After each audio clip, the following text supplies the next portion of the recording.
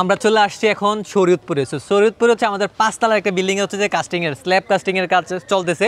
So এটা হচ্ছে যে আমরা প্রায় 3 মাস আগে শুরু করছি, তো বৃষ্টির কারণে কাজটা পিছিয়ে গেছে। তো যেটাই হোক, তো আমাদের কাজটা কিন্তু আমরা নিজেরাই ডিজাইন করছি। সো এই বিল্ডিংটা হচ্ছে প্রায় হচ্ছে যে 4টা রুম আছে এবং হচ্ছে যে 2টা টয়লেট, তারপর হচ্ছে যে একটা কিচেন রুম। তো এখানে ইউনিট সিস্টেম করা খুব ভালো একটা রেন্ট মানে ভাড়া চলে। তো সেজন্য এটা আসলে চিন্তা করা যে কমার্শিয়ালভাবে চিন্তা করা হয়েছে। সো আপনাদের যদি কখনো আমাদের ডিজাইনের প্রয়োজন হয়, দেখেন আমরা পুরো বাংলাদেশেই ডিজাইন করে থাকি। তো এই ডিজাইনটা কিন্তু আমরা সম্পূর্ণ A to Z প্রথম থেকে লাস্ট পর্যন্ত আমরা প্রোভাইড করতেছি। কীভাবে কাজটা হবে, মিস্ত্রিদেরকে দিক নির্দেশনাতে শুরু করে কাজটা কীভাবে করতে হবে, প্রতিটা বিষয় কিন্তু আমরা তাদেরকে হচ্ছে দিক নির্দেশনা দিচ্ছি। ইভেন এই যে এখন ছাদ ঢালাই হবে, ছাদ ঢালাইয়ের পর হচ্ছে যে পরবর্তীতে কাজটাতে কী করতে হবে, প্রতিটা বিষয় আমরা বলে দিচ্ছি। এবং ছাদ ঢালাইয়ের আগে যে আমাদের কী করা লাগবে, আমাদের পলিথিন কিন্তু ব্যবস্থা করতে হবে। কারণ হচ্ছে কি, এখন বর্তমানে হচ্ছে যে আপনার বৃষ্টির সিজন, যে কোনো মুহূর্তে বৃষ্টি আসতে পারে। সেজন্য আগে থেকে হচ্ছে আপনার পলিথিন যদি আপনি এনে রাখেন, তাহলে কিন্তু আসলে আপনি যখন স্ল্যাবে করতেছেন, বৃষ্টি আসলো তখন কিন্তু আপনি পলিথিনটা দিতে পারেন উপরে।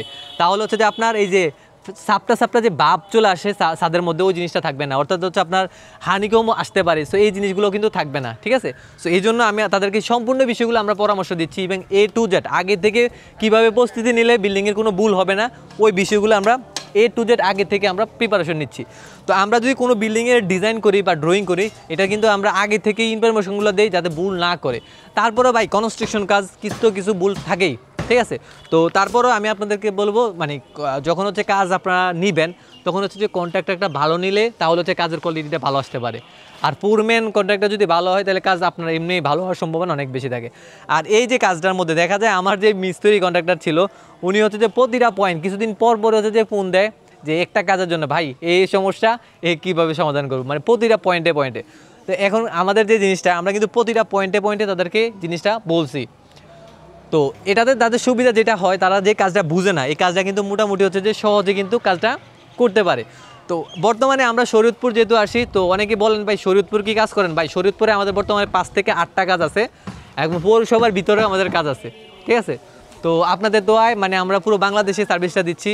তো সেজন্য আপনাদের যদি কারো কোথাও কোনো জেলাতে হচ্ছে কাজের প্রয়োজন হয়, ডিজাইনের প্রয়োজন হয়, সেক্ষেত্রে আমাদেরকে ফোন দিতে পারেন। তো এই হচ্ছে যে আমাদের 5 তলা ফাউন্ডেশনের যে বাড়িটা। সো এটা হচ্ছে যে আমাদের যেই 3D ভিউটা হবে আর কি, একদম হচ্ছে মডার্ন।